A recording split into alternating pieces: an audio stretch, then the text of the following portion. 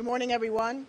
As you know, we just completed an historic summit-level meeting of the United Nations Security Council in which 15 heads of state and government unanimously adopted a groundbreaking resolution which affirmed their commitment to the goal of a world without nuclear weapons and established a broad framework for ensuring nuclear safety and security.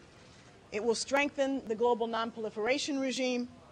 It affirms the essential right to peaceful uses of nuclear energy.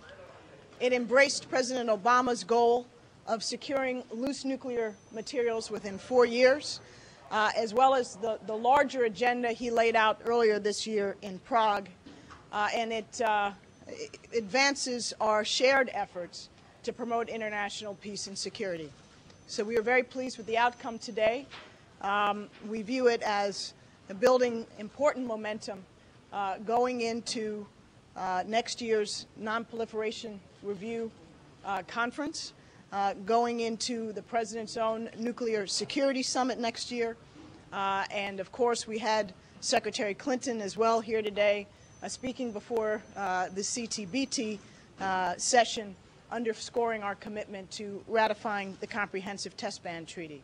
So with that, I'm happy to take a couple of brief questions before I head back to more meetings. What about Sarkozy saying basically this is all well and fine, but we are living in the real world and let's deal with Iran and North Korea? Well, in the real world, we have the threat of loose nuclear materials. We have the challenge of non-proliferation, including those related to specific countries, and the resolution that we adopted today made that very plain.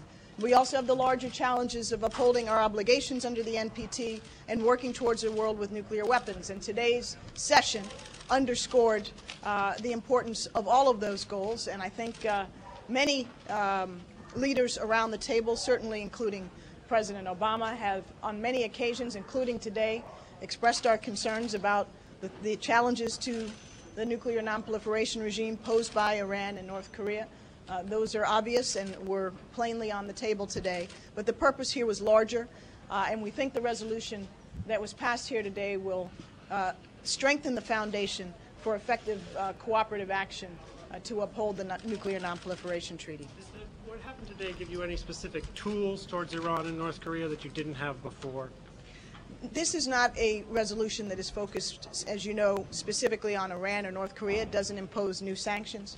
What it does do, however, is create additional deterrence for withdrawal from the NPT.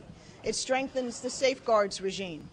It puts in place new normative requirements to strengthen national export control regimes and ensure that they are supportive of our larger non-proliferation objectives. So in a number of ways, which we have detailed in a fact sheet that we've just released, we have advanced our framework for preventing proliferation, for securing loose nuclear materials, and for putting us on a firmer path towards effective disarmament.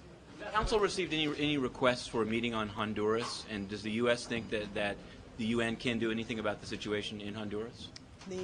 As President of the Security Council, I did receive a letter from Brazil requesting that the Security Council consider the situation in Honduras. We have circulated that letter to other members of the Council, and the Council may take that subject up in consultations in some days' time.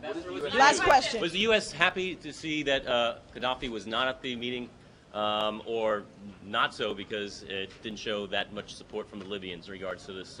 We were very happy to see Libya support this resolution. Thank you.